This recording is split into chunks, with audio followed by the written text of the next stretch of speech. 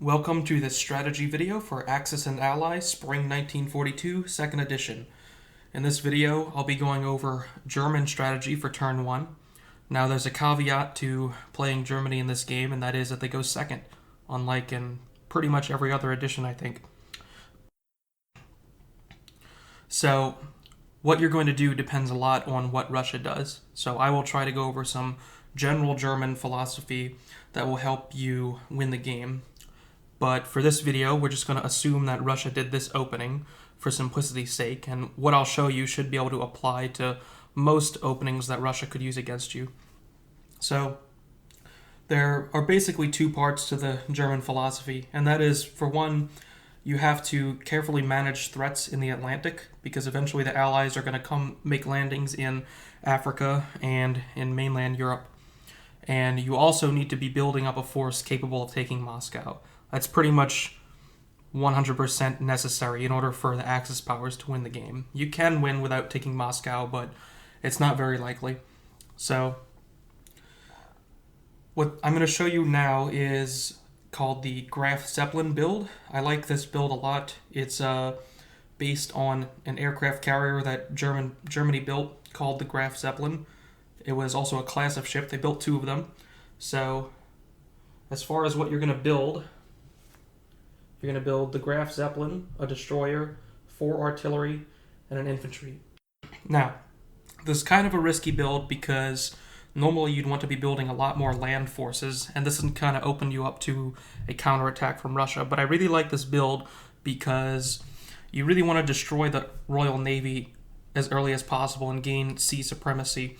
And right now, turn 1 is really the only time you can do that. Germany is set up to wipe out most of the British Navy, and you have an opportunity to get more power in the sea than anyone else on this side of the board on turn 1. So that's why I like this build, because it lets you establish control early. Now, it might not last all game, but it's very useful. But keep in mind that if you're not going to do this build, you'll simply build more artillery and infantry. And you always want to try and keep a 1-to-1 ratio between infantry and artillery.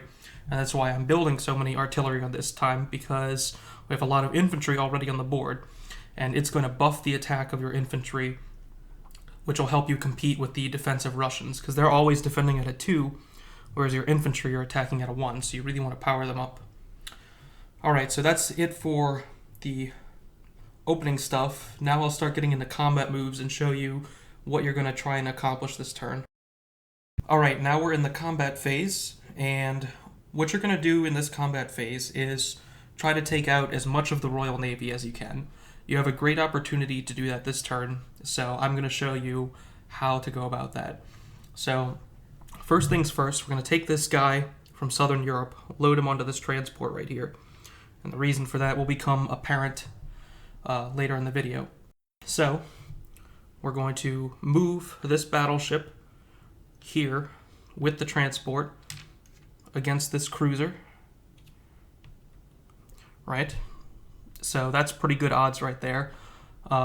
Just in case, though, we're also going to take one fighter from Germany into this combat to protect the battleship, because the battleship is very expensive. It costs 20, I believe. And that is not something we want to sink. So we're not going to take any risk there. We don't want to get really unlucky and have that cruiser wipe out the battleship and the transport with an infantry. So we're going to fly a plane from Germany into this combat to make sure that we don't lose anything. Because even if the cruiser hits you, you can tank it once on the battleship. And the combined firepower here should be enough to wipe them out for sure. So, now for this destroyer. So the way we're going to take out this destroyer is we're going to take this fighter from the Ukraine and move 1, 2, 3, right? And then we're also going to take this one from Bulgaria. 1, 2, 3, right? So now we got two fighters attacking that destroyer. It's unlikely he'll get a kill in this, so we expect both fighters to survive. And important to note is that the Graf Zeppelin build is what lets you do this. So you'd only have one fighter able to come here if it wasn't for the Graf Zeppelin, because we're going to place it right here, which is going to let both of these fighters land on it in the non-combat phase. Alright, so that's it for the Med. Alright, and now for the Baltic. So this battleship right here is something we really want to destroy. If we don't kill it now, they're going to build up on it, and we'll probably never take it out. So what we're going to do is we're going to take the cruiser from Sea Zone 5, 1, 2, move them in here, as well as these two subs, 1, 2, and we're going to leave the transport right there, and you'll see why later. That's not enough, though. We're also going to take this bomber from Germany, 1, 2, 3. Right now he's in that combat. And we're also going to take the fighter from Northwestern Europe, 1, 2, and from Norway, 1, 2. Now that's a lot going into that fight, and most people, I think, would not commit this much to this fight. But the reason I recommend doing so is because with this, you have really good odds to completely wipe them out on the first go. So you've actually got a 60.65% chance of getting at least 3 hits, which is going to be 2 on the battleship, 1 on the sub, and then boom, they're dead. Another nice thing is the planes can't actually hit the subs, so you've got 3 chances to hit the battleship without the sub actually being able to block it. And your fighters are protected by your 2 little submarines as well. So I recommend going in full force here and really taking that out, hopefully only losing at most maybe a submarine, and then of course you'll automatically kill the transport. So that's that combat right there. Now, for the rest of the Royal Navy, we could take out this right here, right? We've got 2 subs coming in on the attack. That's a destroyer and a transport. But if we look right here, we've actually got the same odds, right? Because it's a destroyer, but we have 2 transports. So what we're going to do is take these 2 subs, boom, boom, and now we're going to take out this right here. And you actually have the odds in this battle in your favor, which is spectacular, because if those subs kill these 2 transports, that's going to really set the Americans behind, because they already have a lot right here that they can start moving over.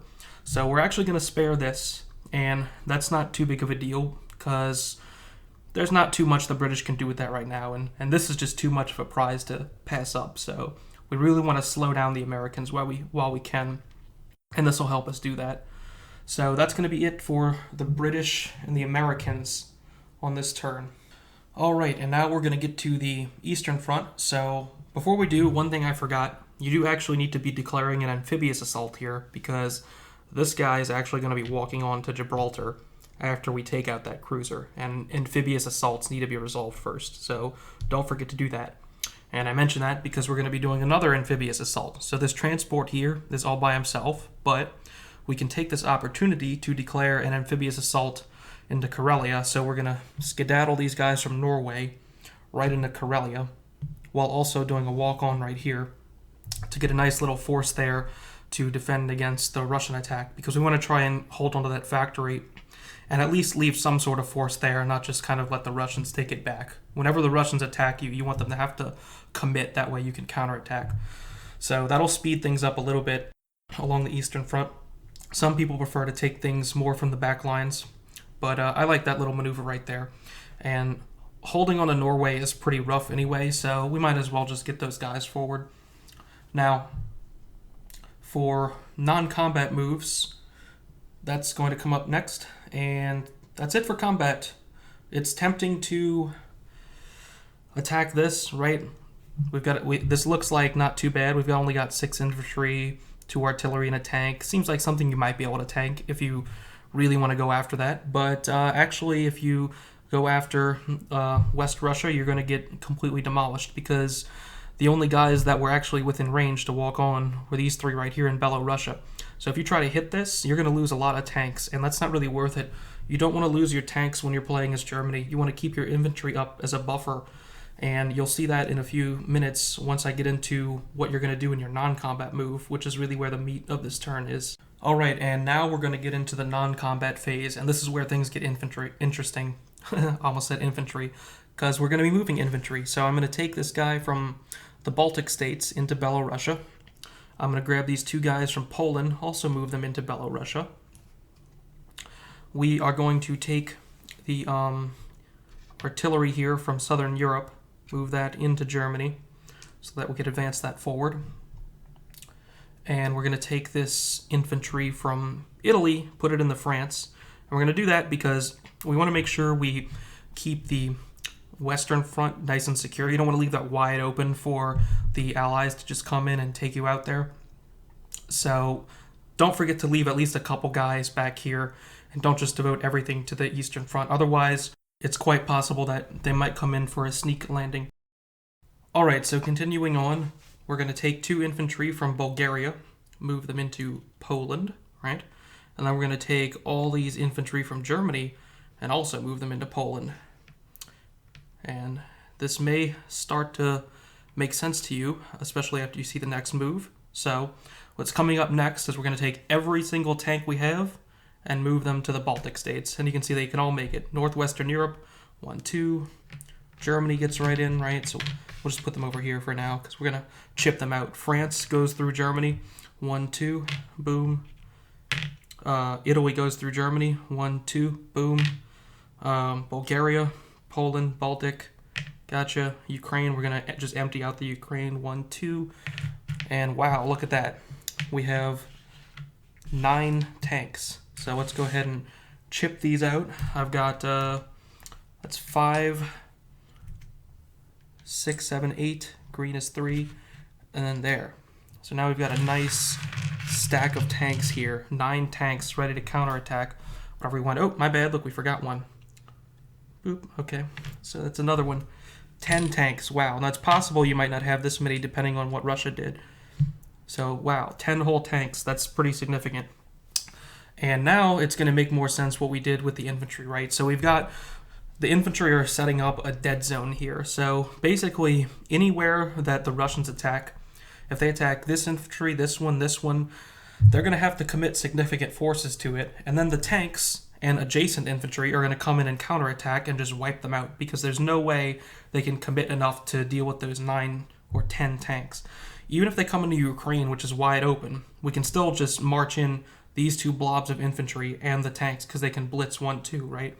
So this is the strategy I prefer. Some people like to break up into smaller stacks of tanks to kind of bait the Russians into hitting you. Like you have a pile of infantry here and just 1 tank because you want them to be like, hey, come kill the tank, and then you'll smash them.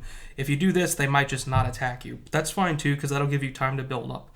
So the gist of this strategy is just never lose tanks if you're going to stack like this. Always have your infantry wall in front and always counterattack with them along with other infantry so that you're just not losing tanks. And eventually you're going to try and pick off their heavy artillery, right? And once you get through these infantry. So that's kind of the gist of this strategy is the big tank stack. All right, now, so let's clean up some of these battles, right? So this is dead. This is dead. You killed all of this, including the Russian sub. And you probably lost a submarine yourself, right? So we'll take that away. And was there anything else? No, that was it for combats right now. All right, so we're still in a non-combat move, and we have to take everything and land. So these guys are going to move here because we're going to be building an aircraft carrier that they're going to land on. And these 2 fighters are going to land in northwestern Europe. We're not going back to Norway. The bomber, you can either land in Germany or France if you want to hit the Atlantic more. I'll place it in Germany because I want to be able to hit the Russians, right? This is stuck here, obviously. We'll likely get killed next turn, but that's all right. We took out the battleship, and that's what really matters. This fighter, we're going to land in Germany because we want to defend this bomber, right? It's possible that they might take their bomber and hit Germany because it is actually in range, and then they could kill your bomber, which would be pretty shitty. So we're going to leave that fighter there to defend it. We're also going to take this fighter from Poland and move it into northwestern Europe. And we're going to take one... We could... This is kind of up to you. You could take 1 infantry and put it here just in case they try to come in on those fighters.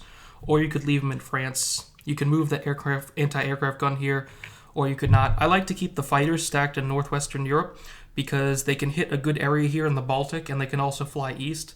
So how exactly you configure sort of France, Germany, and northwestern Europe to be a nice defensive shell that can still strike out, that's kind of up to you. But your Luftwaffe is always going to be centered over here, and your tanks always over here. You could put your tank stack here or something like that, or even Belarusia or Karelia. I like to keep them back here because they're much safer. They can still hit everywhere they need to, right? You can hit West Russia, you can hit Ukraine. You don't really care about hitting the Caucasus because it's too tanked up. But having them here is nice too because having your infantry and your tanks close to the Baltic Sea gives you a nice opportunity to threaten Sea Lion. So if you build a bunch of transports right here, your guys will already be adjacent and ready to load on so that the next turn you can go in and fight. And what Sea Lion is the code word for the proposed German invasion of Great Britain, which never actually took place. But you want to be able to threaten that in your game. Alright, so continuing on with non-combat moves, I actually realized that we don't need to land this fighter in Germany. We can leave it in northwestern Europe because you're going to be building a bunch of units here, which will defend the bomber for you. So we're going to have the fighter from Poland, Germany, Norway, and northwestern Europe all land here.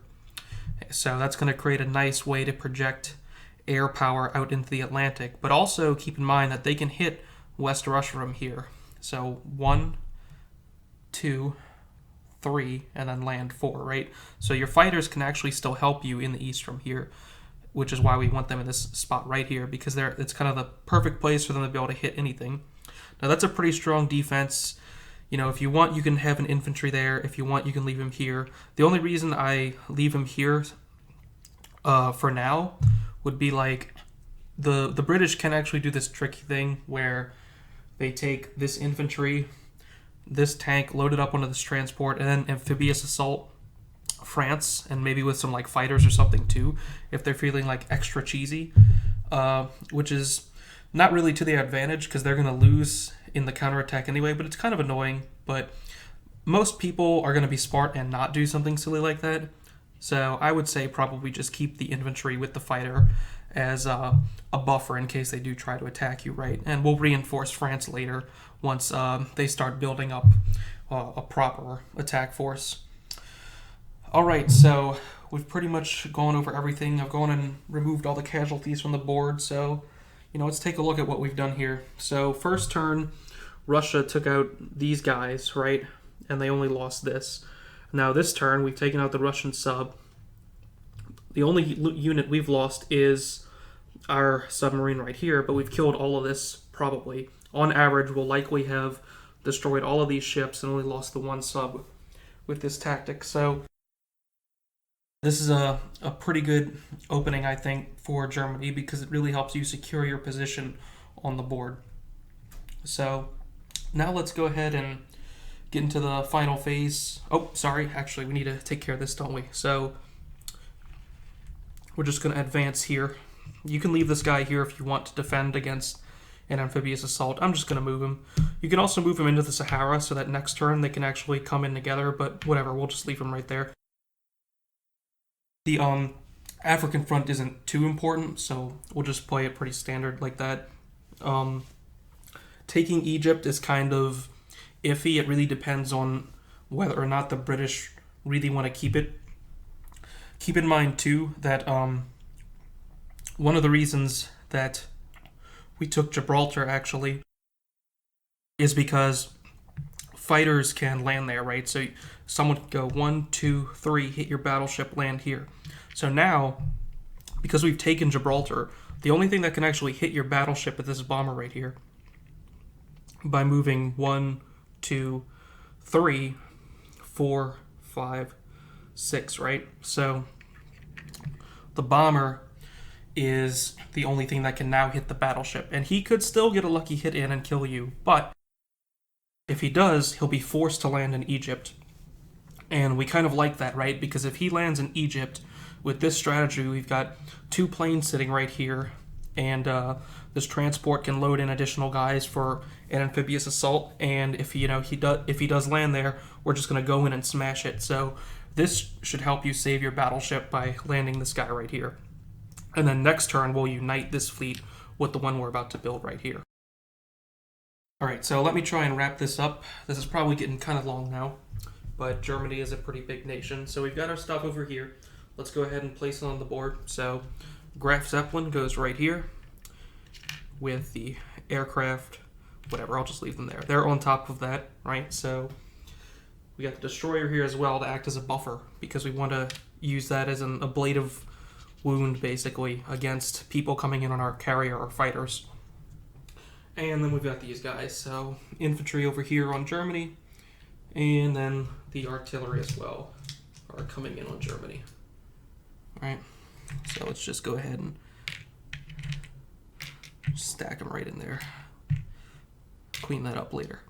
Right, so now we've got some artillery there waiting to come in on our next turn to help out the infantry on the Eastern Front. So let's just go over what we have here real quick. We've established control of the Mediterranean with a nice fleet right here that's going to unite on the next turn. We've taken out those transports. We've taken out that battleship. We've got a nice ability to project air power to the west or to the east from northwestern Europe. We've got a tank stack in the Baltic ready to counterattack anywhere in this dead zone, right? This whole area is now basically a dead zone. And one thing you'll notice is this is open down here. So this actually encourages some blitz like this, right? So we kind of want them to do that. If they're like, oh, look, I can take all these territories and they're going to get greedy, the only way they can do this one is to take tanks alone, right? Because the infantry can't move to, the planes can't land there. So if they start taking tanks here by themselves, then you just come in and counterattack it, and you're like, awesome, I just killed a Russian tank. Because normally they're stuck behind all these infantry. So you don't have to worry about this too much, because your infantry are within range. What you're concerned about is holding this dead zone here and finding opportunities to counterattack where the Russians are weak. And remember, you never want to lose tanks ever. And also remember to keep the idea of a sea lion invasion open. So if you build transports right here, you can take guys and land in Europe. And that'll really help you having these planes here as well, because you've got serious power you can project onto Great Britain using transports and aircraft, right? So on the Western Front, remember to eventually start building up in France and Northwestern Europe, because C-Zone 8 can actually hit this one as well. And eventually they're going to come in at you. You can reconfigure your aircraft guns if you want, you know, move this one here, move this one to Northwestern Europe. That's kind of up to you how you want to configure this. So anyway, that's pretty much it for the Graf Zeppelin strategy for Germany in response to the Ukraine strafe strategy. And remember, if you decide not to build this fleet right here, one of those planes is not going to be participating, and you're simply going to build more artillery to complement the existing infantry. Alright, so thanks for watching. I hope you found this helpful in learning how to play Germany in this game, and I'll see you in the next video for Great Britain. Thanks for watching.